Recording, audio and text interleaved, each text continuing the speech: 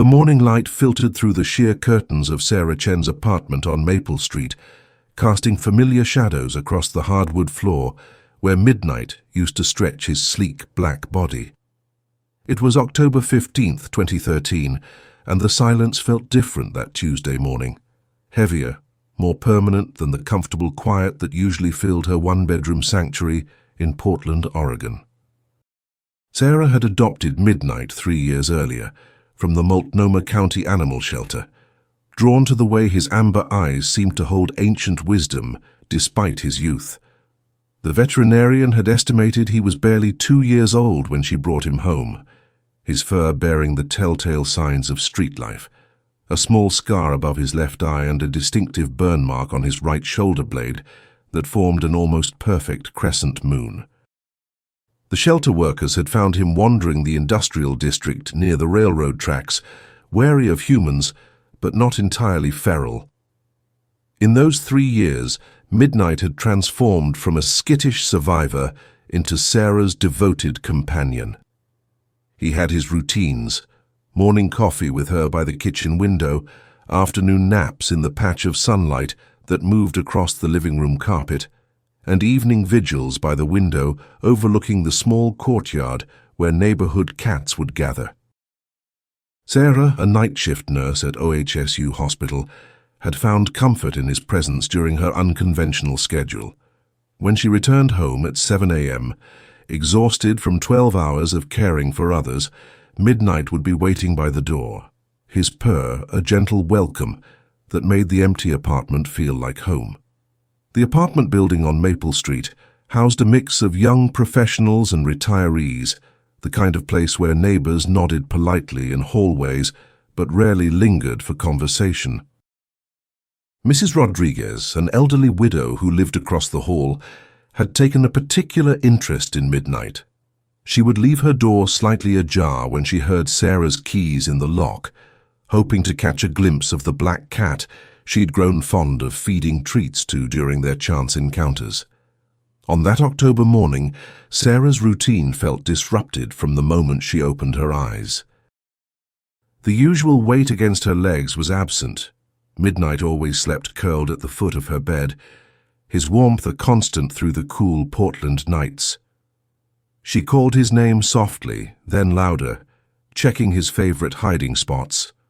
Under the couch, behind the bookshelf, in the bathroom cabinet he'd learned to open with his paws.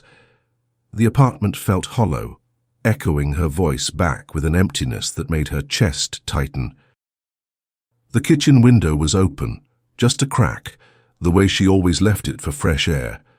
But the screen was intact, showing no signs of damage or displacement. Midnight was an indoor cat, had always been content with his territory within these walls. The fire escape outside the window remained undisturbed, its metal grating covered with the morning's light frost. No paw prints, no disturbance in the thin layer of autumn leaves that had collected there. Sarah retraced her steps from the previous evening. She had arrived home from work at her usual time, around 7:30 a.m. after stopping for groceries.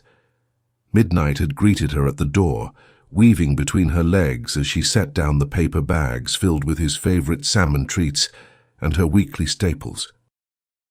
They had shared their morning ritual, her coffee, his breakfast, before she'd fallen into bed around 9 a.m., the room-darkening curtains pulled tight against the morning sun that felt like her midnight.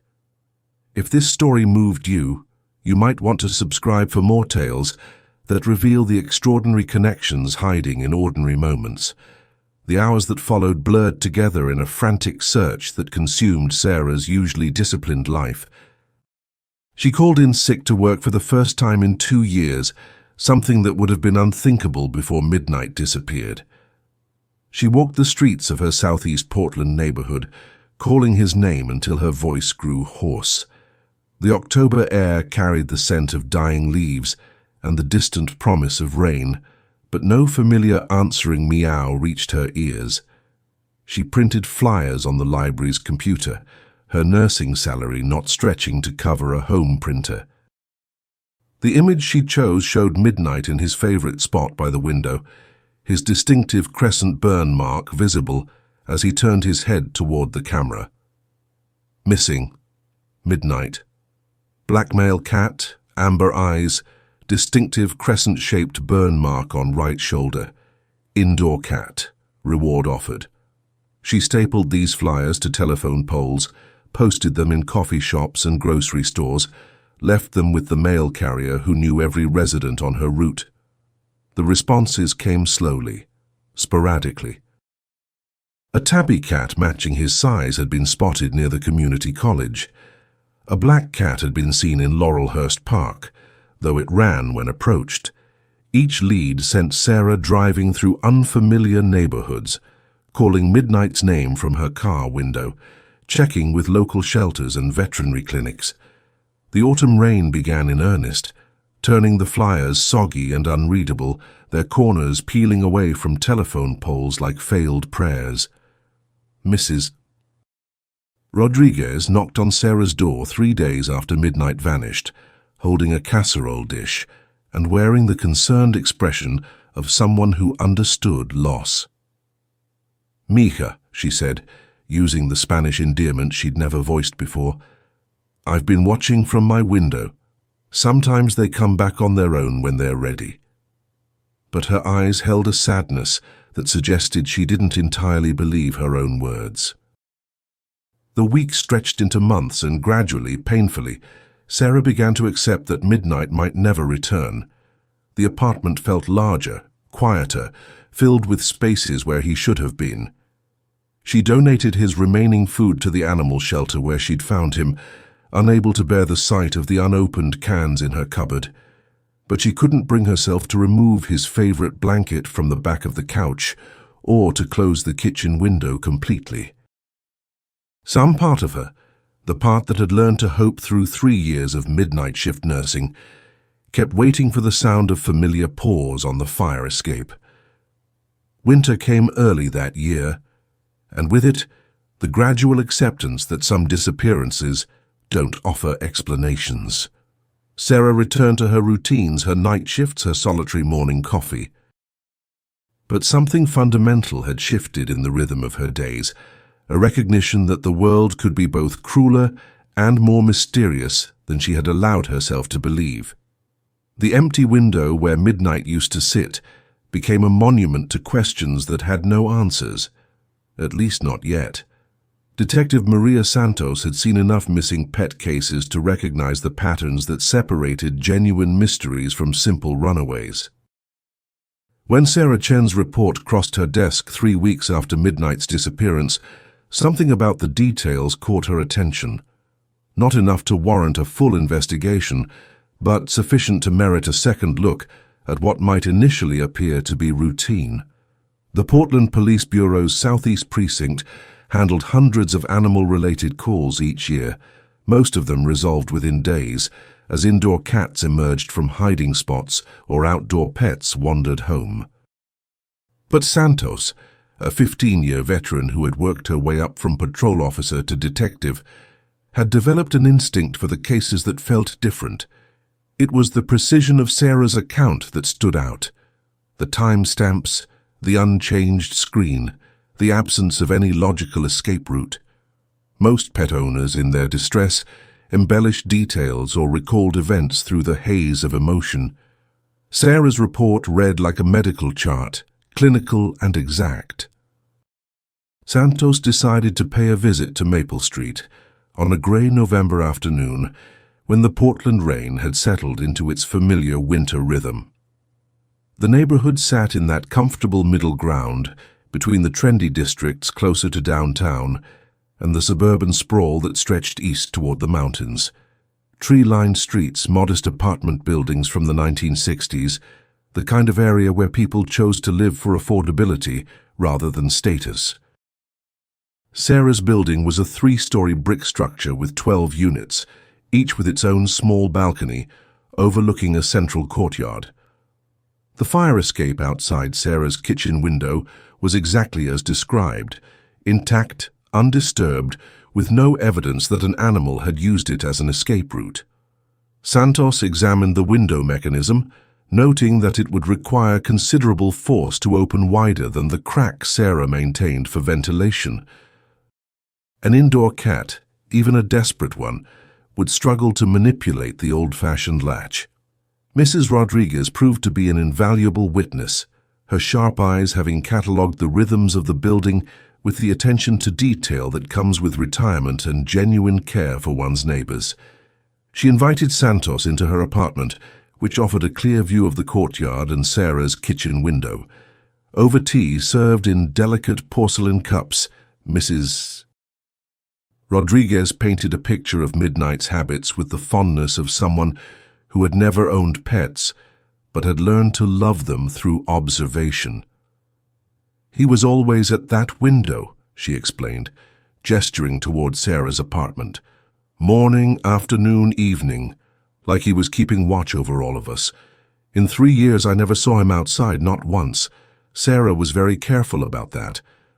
Mrs. Rodriguez's voice carried the weight of certainty that comes from months of routine observation.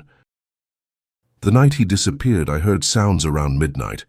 Not fighting exactly, but commotion in the courtyard. By the time I got to my window, everything was quiet again." Santos made note of the timeline. Sarah had been at work during the night shift, her presence at the hospital confirmed by security footage and co-worker testimony. Whatever had happened to Midnight occurred during the hours when the building's residents were asleep, when the courtyard would have been dark and empty. The detective expanded her canvas beyond the immediate building, speaking with residents of the surrounding blocks, checking with local veterinary clinics and animal shelters. The Multnomah County Animal Shelter, where Sarah had originally adopted Midnight, kept meticulous records of both incoming strays and adoption inquiries. No black male cats matching Midnight's description had been brought in during the weeks following his disappearance. It was Dr.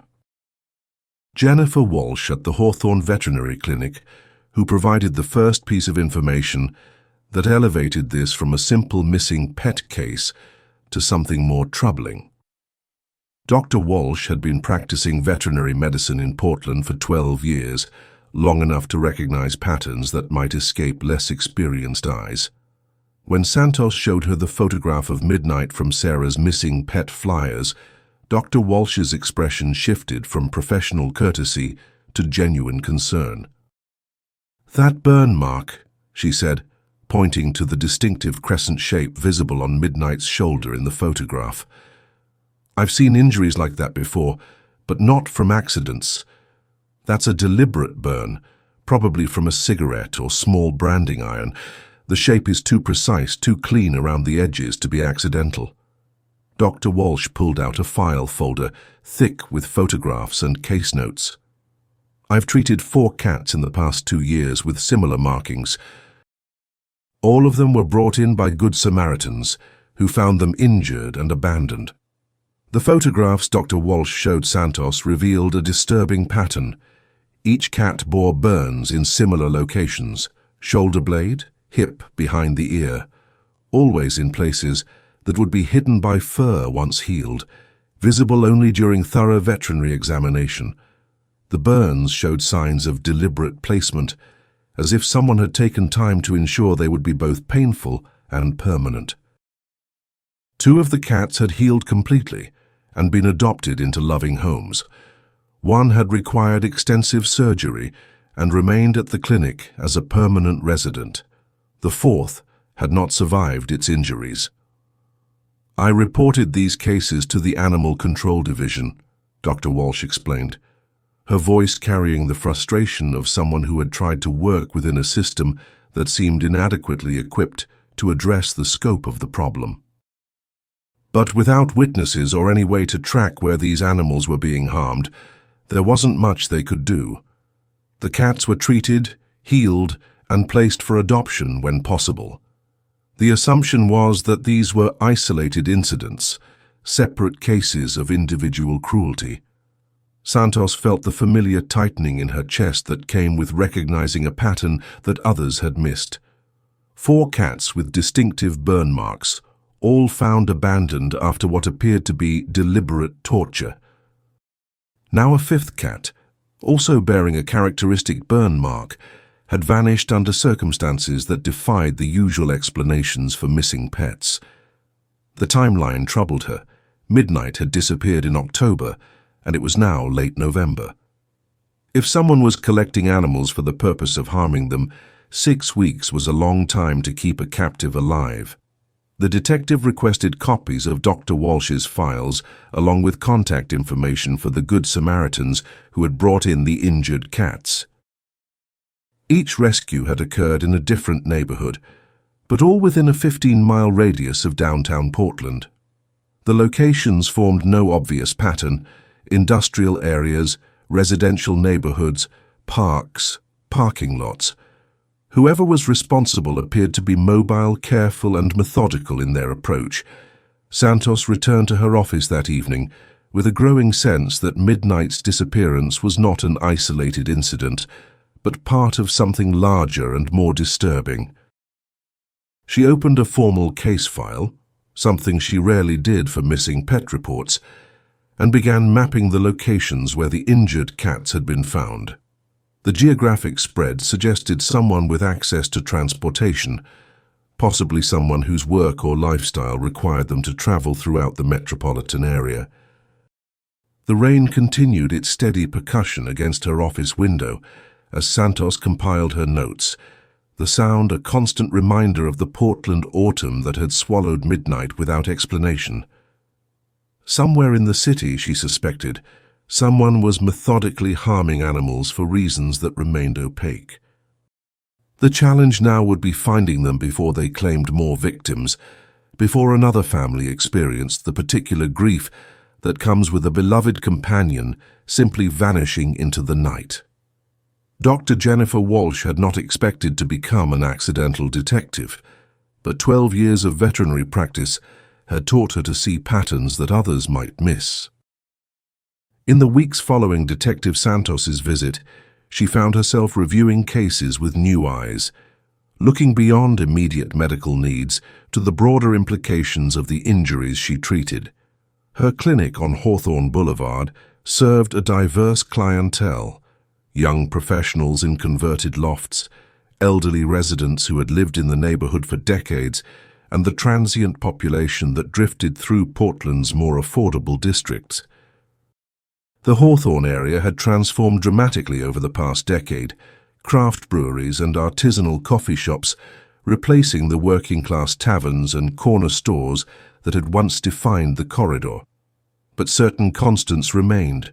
People loved their pets, and sometimes those pets suffered at the hands of individuals whose motivations defied understanding. The file Dr. Walsh had shown Detective Santos represented only the cases she had personally treated. As she reached out to colleagues at other veterinary clinics throughout the Portland metropolitan area, a more disturbing picture began to emerge.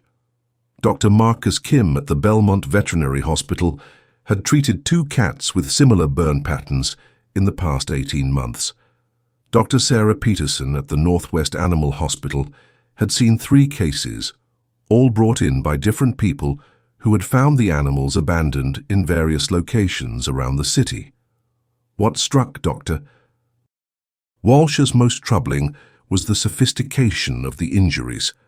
These were not the random acts of violence that sometimes occurred when disturbed individuals encountered stray animals.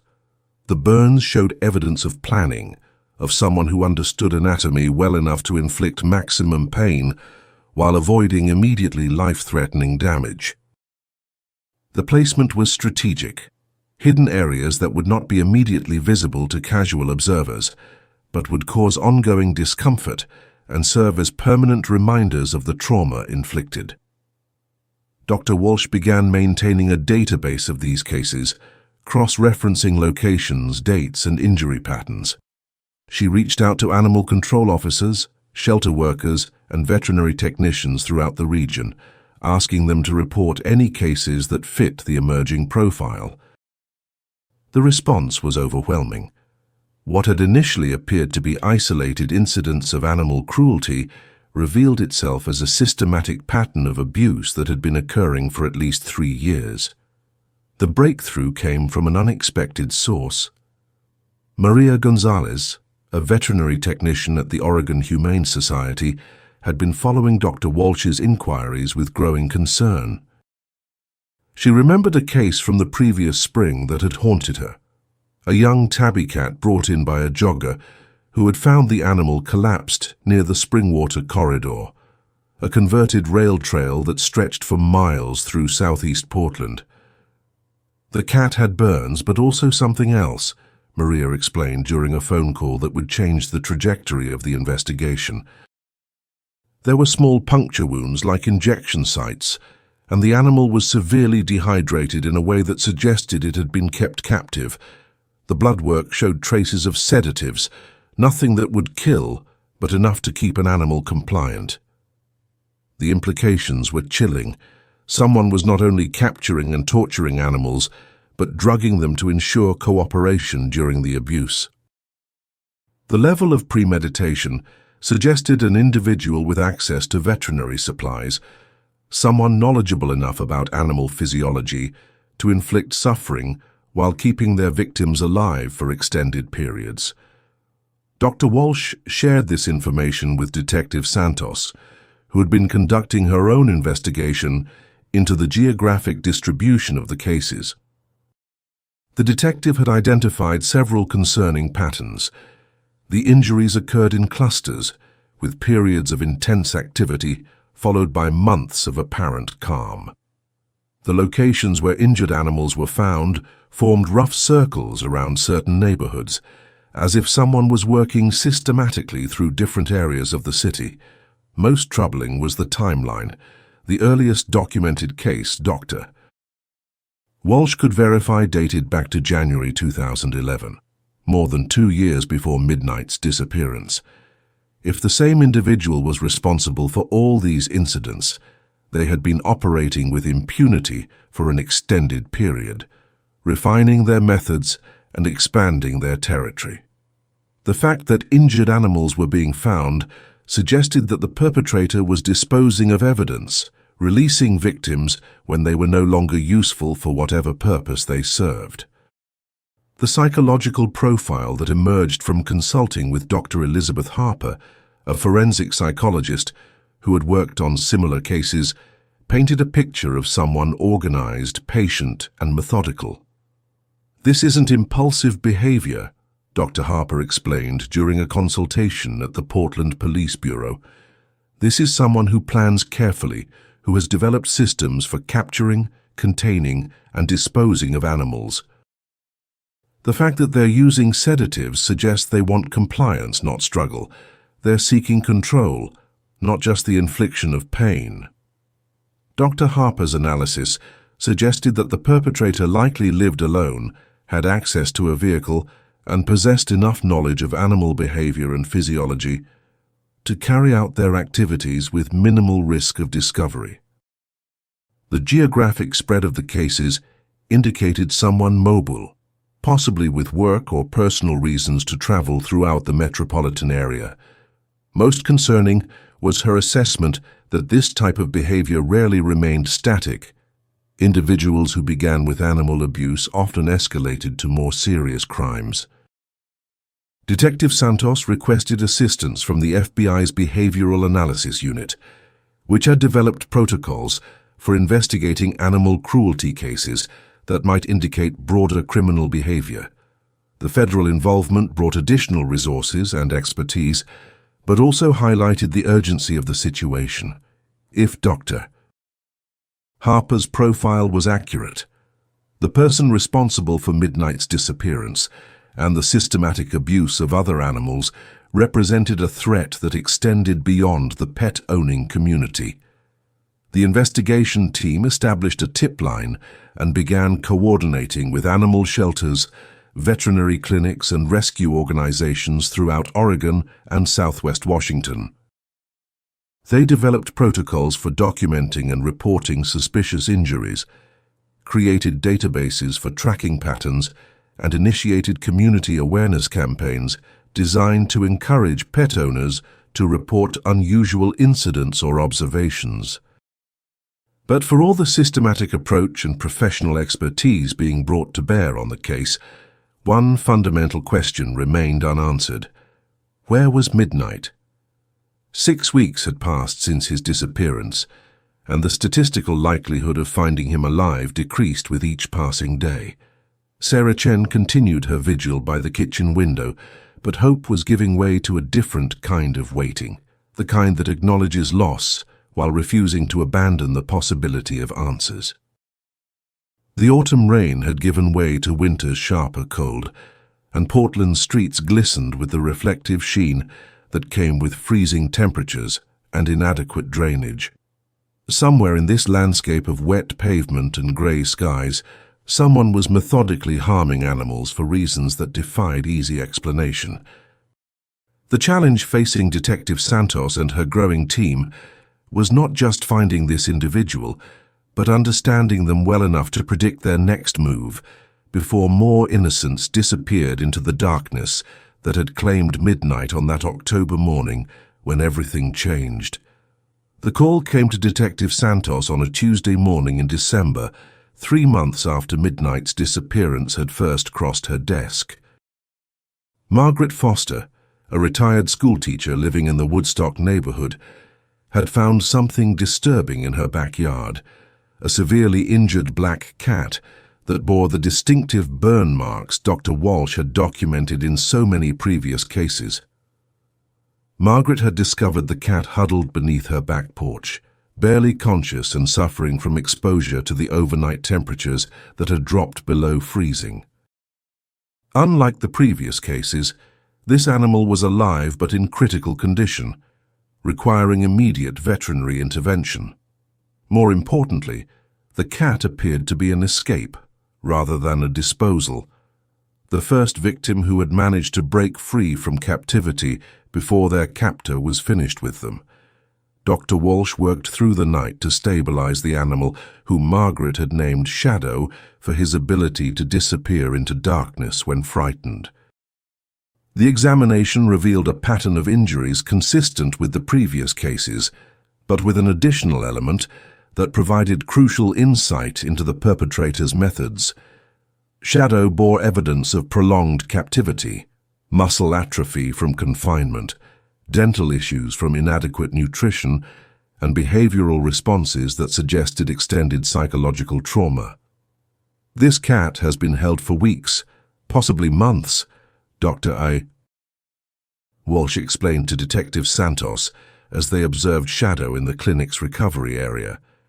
The physical condition, the way he responds to human interaction, the specific pattern of injuries. This isn't a recent capture. Someone has been keeping him confined and subjecting him to repeated trauma over an extended period. Shadow's injuries told a story of systematic abuse, multiple burn marks in various stages of healing, indicating torture sessions spread over time. But there were also signs of medical care, antiseptic treatment of wounds, evidence of basic nutrition being maintained, suggestions that someone had been keeping him alive deliberately rather than simply causing pain. The psychological profile Dr. Harper had developed was proving accurate. This was an individual who sought prolonged control rather than quick violence. Most significantly, Shadow appeared to be microchipped. The tiny identification device embedded beneath his skin contained information that could potentially trace his origins and provide the first concrete lead in the investigation. Dr. Walsh scanned the chip and discovered registration information for a cat named Felix, owned by Robert and Linda Morrison of the Selwood neighborhood, a couple who had reported their pet missing 14 months earlier. Detective Santos contacted the Morrisons, who confirmed that Felix matched Shadow's description and had disappeared from their enclosed patio while they were at work. They had conducted an extensive search, posted flyers, and checked with local shelters, but after several months had reluctantly accepted that their pet was gone forever. The news that Felix was alive, though severely traumatized, brought a mixture of joy and horror as they learned what he had endured during his captivity. The Morrisons' account provided crucial timeline information. Felix had disappeared in October 2012, 13 months before Midnight vanished. If the same individual was responsible for both disappearances, it suggested a pattern of long-term captivity rather than quick disposal. The perpetrator was collecting animals and keeping them alive for extended periods, using them for purposes that remained unclear but clearly involved ongoing abuse. Shadow Felix was too traumatized to return to his original home immediately. The months of captivity had left him fearful of human contact, easily startled by sudden movements or loud sounds. Dr. Walsh recommended a gradual rehabilitation process during which the cat would remain at her clinic while slowly relearning to trust human caretakers. This arrangement also allowed the investigation team to monitor his behavior for any clues about his captivity or his escape. Margaret Foster, who had found Shadow in her backyard, provided additional information that helped narrow the geographic focus of the investigation. She lived 6 blocks from Sarah Chen's apartment, in an area that had experienced several other pet disappearances over the past 2 years. Margaret's neighbors confirmed a pattern of missing cats and dogs, all vanishing without explanation from secure yards or homes where they had never previously attempted to escape. The breakthrough came when Dr. Walsh noticed Shadow's reaction to certain sounds and stimuli during his recovery. The cat showed extreme fear responses to the sound of diesel engines, particularly delivery trucks, and became agitated when he heard metal clanging or machinery operating. These specific phobias suggested that his place of captivity was near industrial activity, somewhere trucks made regular deliveries and metalwork was conducted. Detective Santos mapped the area within a 2-mile radius of where Shadow had been found, identifying industrial zones, auto repair shops, metal fabrication facilities, and other locations that would generate the sounds that triggered his fear responses.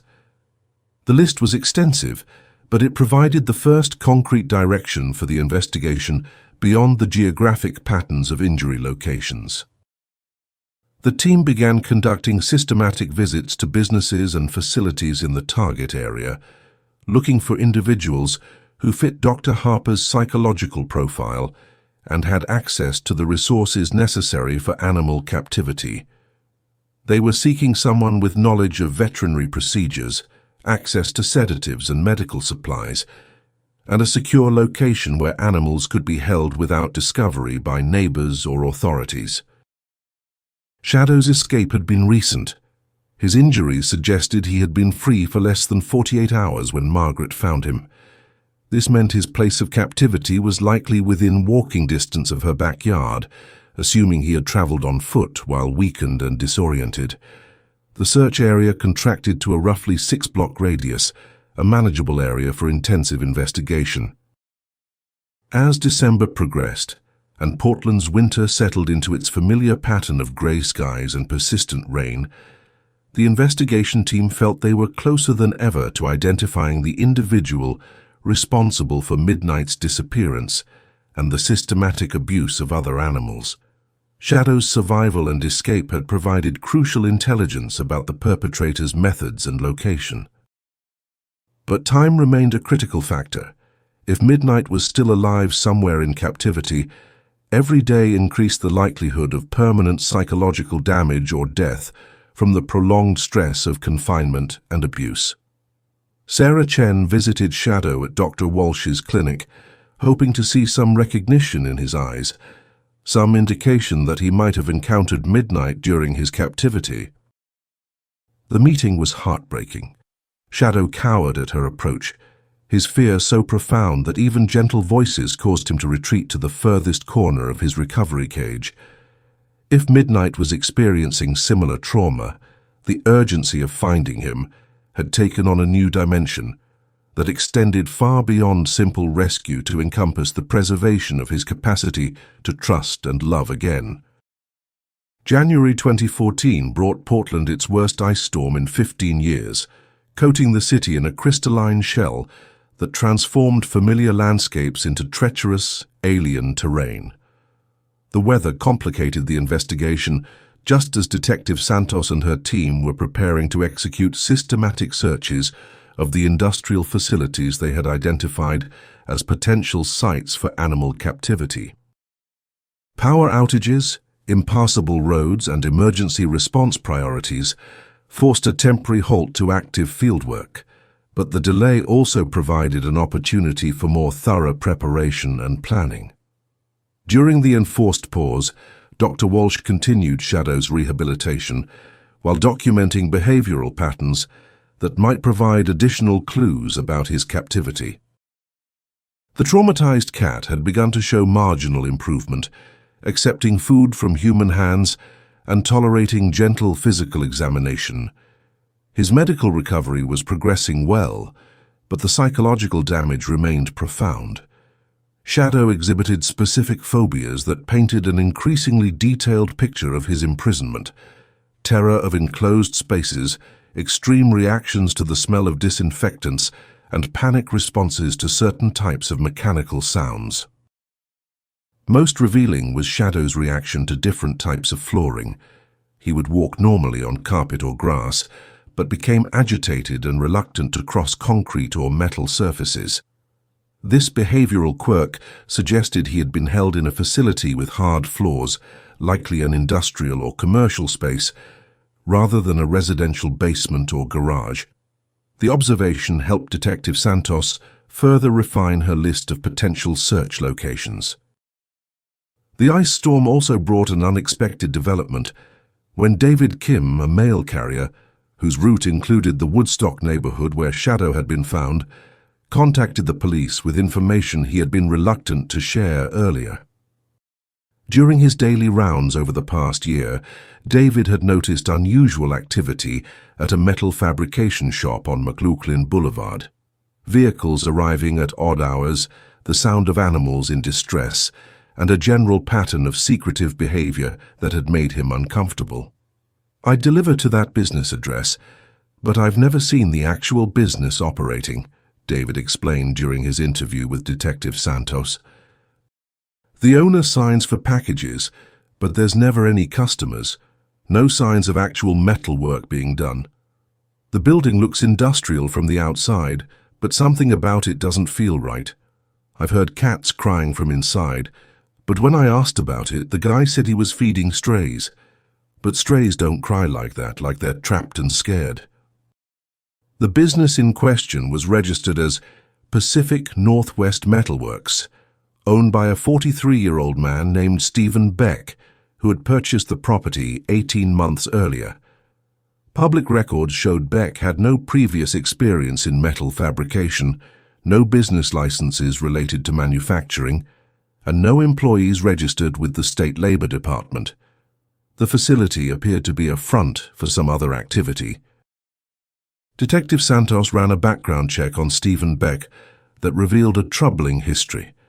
He had 2 previous arrests for animal cruelty in California, both resulting in plea bargains and minimal jail time. He had moved to Oregon in 2011, shortly before the first documented cases of animals with distinctive burn marks began appearing at local veterinary clinics.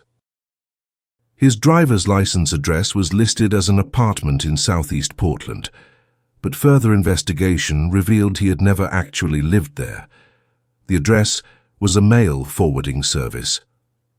The psychological profile Dr. Harper had developed aligned disturbingly well with Beck's background. He was unmarried, had no steady employment history, and appeared to live an isolated lifestyle that would facilitate the kind of secretive criminal activity they were investigating. His move to Oregon coincided with the beginning of the animal abuse cases, suggesting he might have relocated to escape attention from law enforcement in California. Armed with this information, Detective Santos obtained a search warrant for the Pacific Northwest Metalworks facility. The warrant was based on testimony from the mail carrier, Shadow's behavioral evidence, and the pattern of animal abuse cases that formed a geographic cluster around the business location.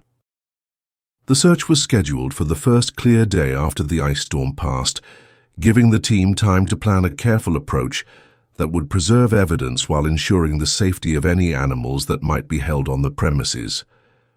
Dr. Walsh was included in the search team to provide immediate medical assessment of any animals they might find. She brought portable veterinary supplies and sedatives, along with transport carriers designed to safely contain traumatized animals.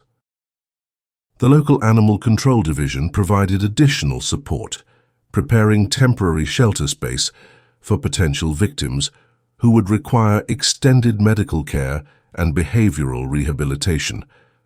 The waiting was perhaps the most difficult aspect of the entire investigation for Sarah Chen, who had been following the case developments through regular updates from Detective Santos. 9 months had passed since Midnight's disappearance, and while Shadow's escape had provided hope that some animals were being kept alive in captivity, the psychological damage he exhibited was a sobering reminder of what Midnight might be enduring if he was still alive. Sarah had used the months of uncertainty to educate herself about animal psychology and trauma recovery, preparing for the possibility that Midnight might return to her profoundly changed by his experience. She had modified her apartment to create quiet, secure spaces where a frightened animal could feel safe. She had also begun volunteering at the Oregon Humane Society, working with other traumatized animals as a way of channeling her anxiety into constructive action. The ice storm finally passed on a Thursday morning, leaving Portland gleaming under brilliant winter sunshine that turned the damaged landscape into something beautiful and strange. Streets reopened, power was restored to most neighborhoods, and Detective Santos received authorization to execute the search warrant for Pacific Northwest Metal Works. The team assembled at dawn on Friday, January 17, 2014, knowing that this day would likely provide answers to questions that had haunted them for months. As they approached the industrial facility on McLaughlin Boulevard, Detective Santos felt the familiar mixture of anticipation and dread that accompanied major developments in long-term investigations. Somewhere behind the unmarked metal doors of Stephen Beck's facility, she believed they would find evidence of systematic animal abuse that had terrorized pet owners throughout the Portland area for nearly 3 years. Whether they would find Midnight alive or discover what had become of him remained an open question that would be answered within the next few hours. The building sat isolated between a defunct auto parts store and a vacant lot, its windows painted black from the inside to prevent observation from the street. No signs identified the business, and the parking area showed evidence of regular vehicle traffic despite the apparent lack of commercial activity. It was exactly the kind of location where someone could conduct illegal activities without attracting attention from neighbors or casual observers, a perfect hiding place for someone who had made a profession of causing suffering to innocent animals. The search warrant for Pacific Northwest Metal Works was executed at 6:47 a.m. on January 17, 2014, just as the morning light began to penetrate the frost-covered windows of the surrounding industrial buildings.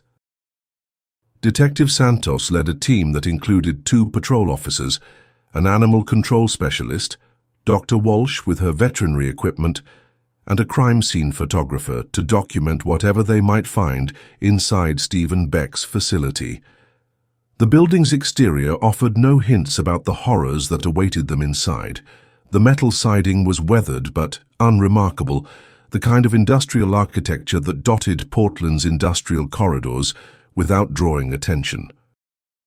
A single steel door marked the main entrance, secured with multiple locks that suggested someone had taken considerable precautions to prevent unwanted intrusion. The windows, painted black from the inside, eliminated any possibility of observing the interior from the street. Stephen Beck was not present when they arrived, but his 1998 Ford van was parked in the rear of the building, suggesting he might be inside or had left on foot. Detective Santos announced their presence through a bullhorn, following standard protocol for executing search warrants, but received no response from within the building. After waiting the required time period, bolt cutters made quick work of the external locks, and the team prepared to enter what they suspected was the location where Midnight and numerous other animals had been held captive. The smell hit them first, a combination of disinfectant, animal waste, and something else that Dr. Walsh immediately recognized as the odor of infected wounds inadequately treated. The interior of the building had been extensively modified from its original industrial purpose. Steel cages lined one wall, constructed with welding equipment and industrial materials that suggested someone with metalworking skills had built a containment system designed for long-term animal imprisonment. The scene inside Pacific Northwest Metalworks exceeded even Detective Santos's worst expectations. 12 steel cages, each approximately 3 feet by 4 feet by 2 feet high, were arranged in 2 rows along the eastern wall of the building. 7 of the cages contained animals in various stages of physical and psychological distress. The cats, for they were all cats, showed the distinctive burn marks that had become the signature of Portland's unknown animal abuser, along with evidence of prolonged captivity and systematic abuse. Dr. Walsh immediately began triaging the animals, assessing which required immediate medical intervention and which could wait for transport to veterinary facilities. The cats were severely dehydrated, malnourished, and exhibiting behavioral symptoms consistent with extended psychological trauma. Several bore fresh injuries suggesting recent abuse sessions, while others showed signs of healing from previous torture. The systematic nature of the abuse was evident in the careful documentation Beck had maintained. A notebook containing detailed records of each animal's capture date, treatment schedule, and behavioral responses to various forms of torture. Among the 7 surviving cats, Detective Santos was devastated to discover that Midnight was not present. The black cats in captivity were females and showed different injury patterns from those described in Midnight's missing pet report. However, Beck's notebook contained entries that suggested a much larger operation than the current captives represented. Pages of meticulous records documented dozens of animals over the past 3 years, with notations indicating various disposal methods when Beck apparently grew tired of particular victims.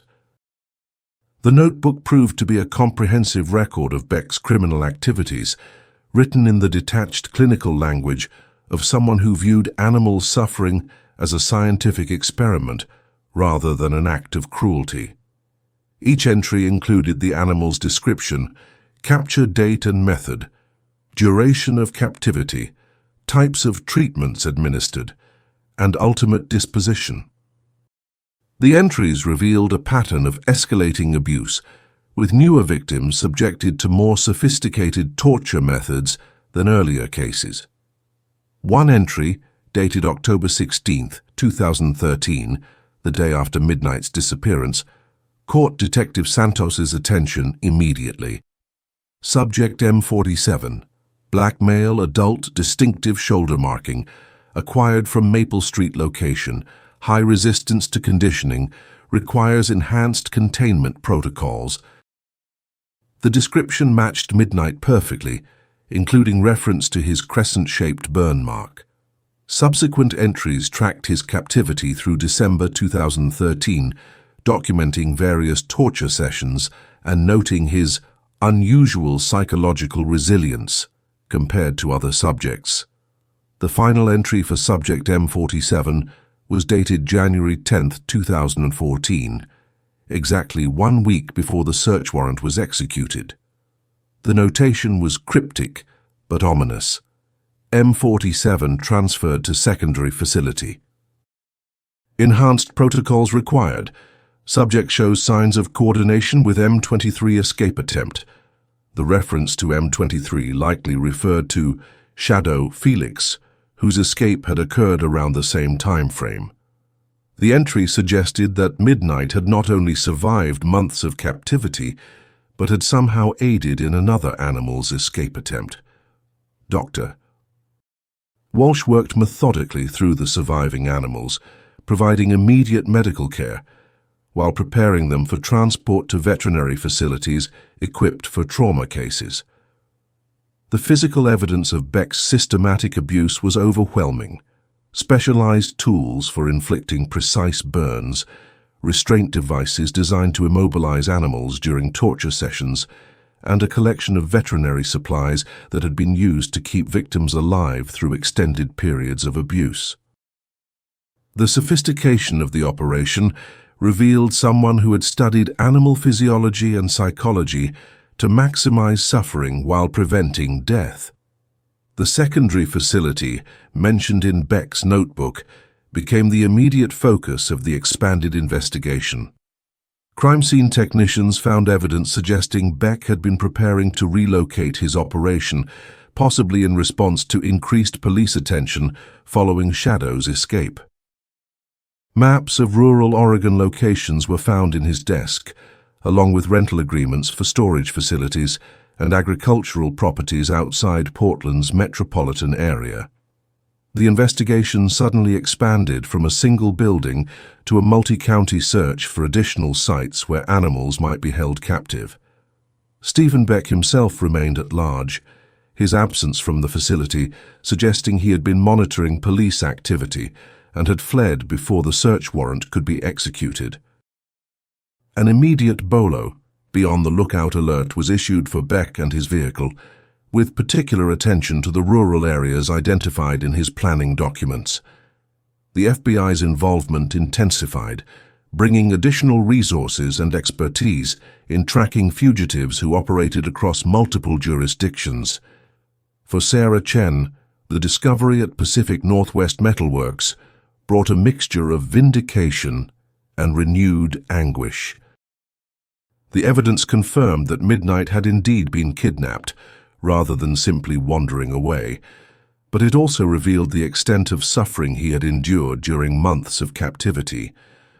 The notation about his transfer to a secondary facility offered hope that he might still be alive, but also indicated that his ordeal was far from over, even as other animals were being rescued.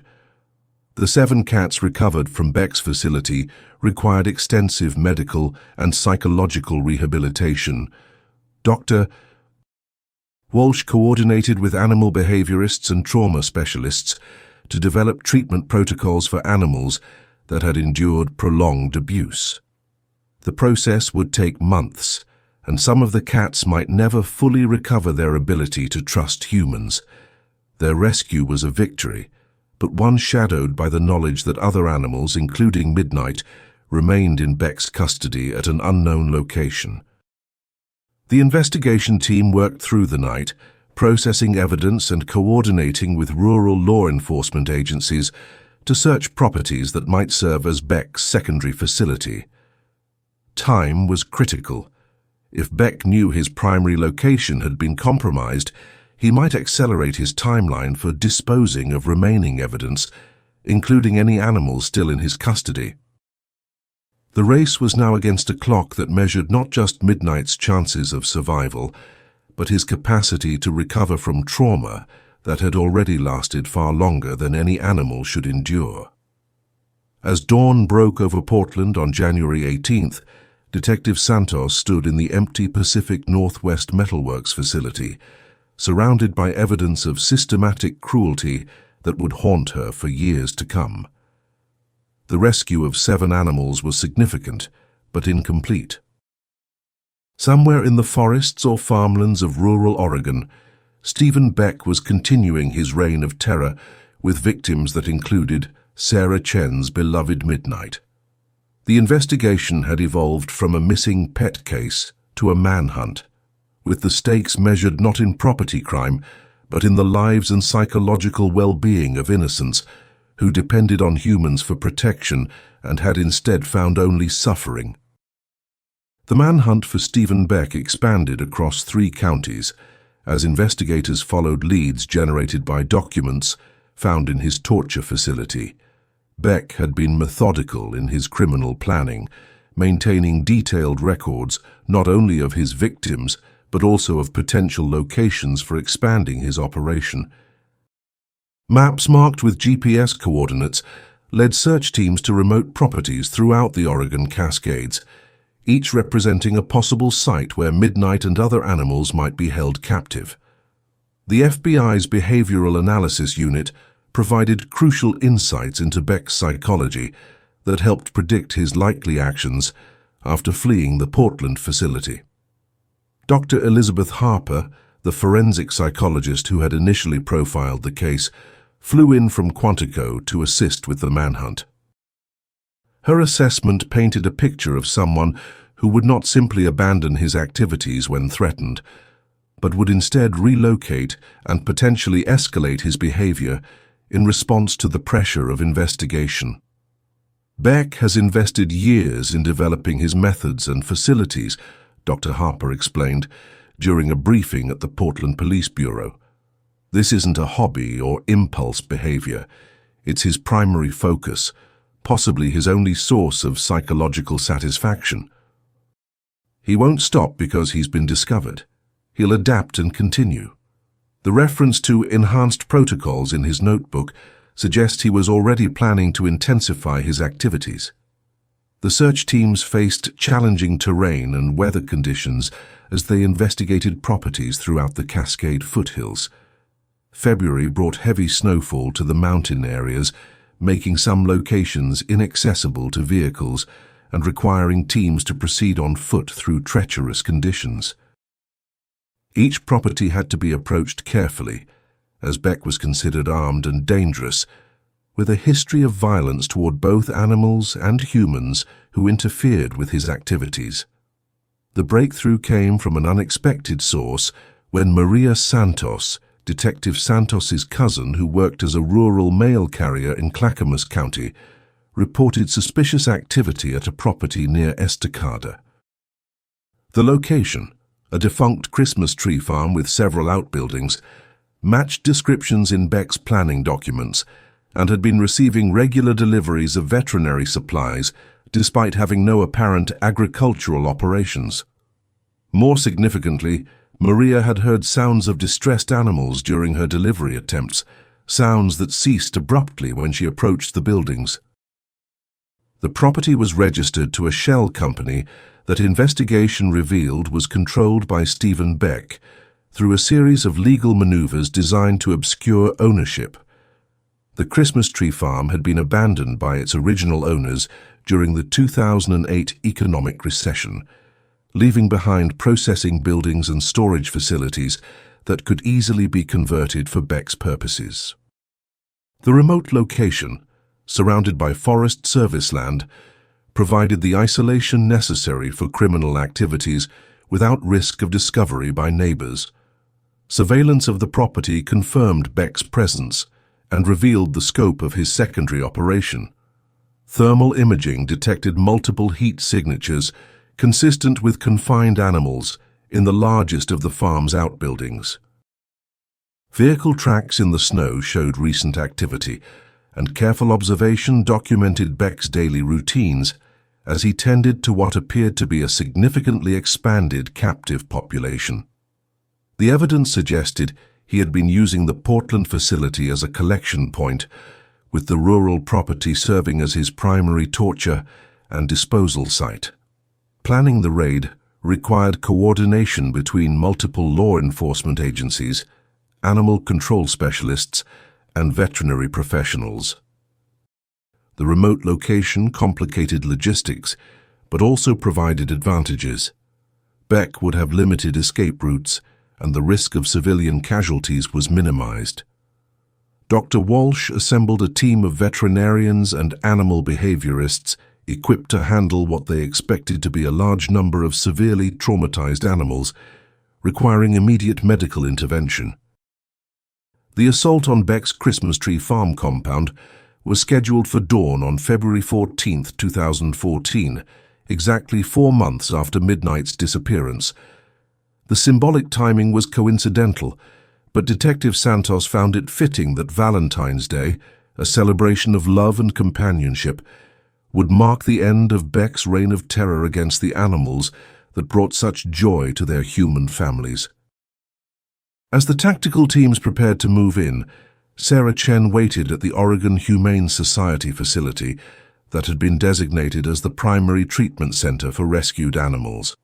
She had volunteered to assist with intake and initial care, her nursing background providing valuable medical skills while giving her something constructive to do during the agonizing wait for news about Midnight's fate. 4 months of uncertainty were about to end, one way or another. The raid began at 5:30 a.m. as specialized units surrounded the property and moved in coordinated formation toward the outbuildings where thermal imaging had detected animal heat signatures. Beck was taken into custody without resistance, found sleeping in a small trailer that served as his living quarters on the property. His immediate surrender surprised the tactical team, but Dr. Harper had predicted that confrontation with authority would likely trigger a psychological collapse rather than violent resistance. Inside the converted Christmas tree processing building, the search team discovered an operation that dwarfed the Portland facility in both scope and sophistication. 26 animals were held in various stages of captivity and abuse, including cats, dogs, and several exotic pets that had been reported missing from throughout the Pacific Northwest. The facility included surgical equipment, a makeshift veterinary laboratory, and detailed documentation suggesting Beck had been experimenting with different torture methods and studying the psychological effects of prolonged abuse. Among the victims, investigators found subject M47, Midnight, alive but severely traumatized in a specially constructed isolation cage that Beck's notebook described as reserved for high-resistance subjects requiring advanced conditioning protocols. Midnight's physical condition was poor but stable. His psychological state would require extensive evaluation and treatment. After 4 months of systematic abuse, the question was not just whether he would survive, but whether he would ever again be capable of the trust and affection that had made him Sarah's beloved companion. The rescue operation continued through the morning as veterinary teams worked to stabilize and transport 26 animals to treatment facilities throughout the Portland area. Beck's documentation revealed that these were the survivors of a much larger operation. His records indicated he had captured and processed more than 200 animals over the past 3 years, with the majority ultimately disposed of when they no longer served his purposes. The scope of his criminal enterprise far exceeded anything investigators had imagined when the case began as a simple missing pet report. Stephen Beck was charged with multiple felony counts of animal cruelty, kidnapping, the legal definition included animals in Oregon, and operating a criminal enterprise. Additional federal charges were pending related to his interstate activities and the systematic nature of his crimes. The psychological evaluation ordered by the court would determine his competency to stand trial, but the evidence of his methodical approach to planning and executing his crimes suggested he was fully aware of the nature and consequences of his actions. For Detective Santos, the successful conclusion of the manhunt represented both professional satisfaction and personal relief. The investigation had consumed 4 months of intensive work and had challenged her understanding of human nature in ways that would influence her approach to law enforcement for the remainder of her career. The rescue of 26 animals was a significant victory, but the knowledge that more than 100 others had not been as fortunate would remain a permanent shadow over the achievement. The veterinary clinic in Bend, Oregon, maintained the quiet efficiency that Dr. Amanda Ross had cultivated during her 15 years of practice in the high desert region. The morning of March 12, 2022, began with routine appointments, wellness checks, vaccinations, and the occasional emergency that punctuated small-town veterinary medicine. It was nearly noon when Lisa Patterson brought in the injured cat she had found behind the restaurant where she worked as a morning prep cook.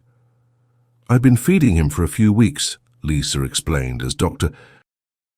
Ross examined the thin black cat with distinctive amber eyes.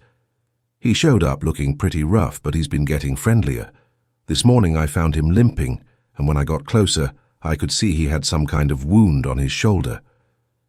The cat, whom Lisa had named Lucky, bore the telltale signs of a stray who had learned to survive through caution and resourcefulness.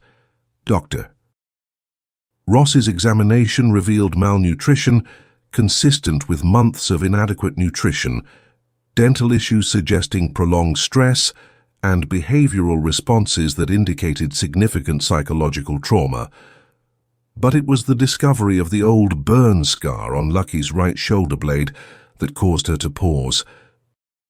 The distinctive crescent shape was familiar from veterinary school case studies she had reviewed on animal abuse patterns, particularly a series of cases from Portland that had been extensively documented in professional literature. "This burn mark," Dr. Ross said carefully, "it's very distinctive. Has this cat ever been to a veterinarian before?" Lisa shook her head, explaining that Lucky had appeared to be a feral cat when she first encountered him, though his behavior suggested he had once been socialized to human contact. The combination of his distinctive markings and his behavior profile triggered a memory from Dr. Ross's continuing education coursework about recognizing signs of systematic animal abuse. The microchip scanner revealed what Dr. Ross had begun to suspect. Lucky was not a stray at all, but a lost pet whose disappearance had been reported years earlier. The chip identification led to registration information for a cat named Midnight, owned by Sarah Chen of Portland, Oregon. The registration had been updated regularly through 2013, but showed no activity after October of that year. A quick internet search revealed news articles about a major animal cruelty case in Portland that had resulted in the rescue of multiple animals from a systematic abuse operation. Dr. Ross contacted the microchip registry and learned that Sarah Chen's contact information was still current, though she had moved from Portland to a small house in Selwood several years earlier. The decision to make the phone call was not taken lightly. Reuniting families with long-lost pets could bring joy, but could also reopen old wounds, particularly in cases involving trauma. After 9 years, the likelihood that Sarah was still hoping for Midnight's return seemed remote, but the ethics of veterinary practice demanded that owners be notified when their pets were found. Sarah Chen's voice shook when Dr. Ross explained the reason for her call. 9 years had passed since Midnight's disappearance, long enough for Sarah to complete her nursing degree, accept a position at a trauma center in Seattle, and eventually return to Portland to care for her aging parents. She had never stopped missing Midnight, but the active hope of his return had faded into a quiet sadness that surfaced mainly during quiet moments when she remembered their morning coffee rituals or his patient vigil by the kitchen window. "Are you certain it's him?" Sarah asked, her voice carrying the careful control of someone who had learned to protect herself from disappointment. Dr. Ross described the microchip identification, the distinctive burn mark, and the behavioral profile that suggested a formerly domesticated cat who had survived significant trauma.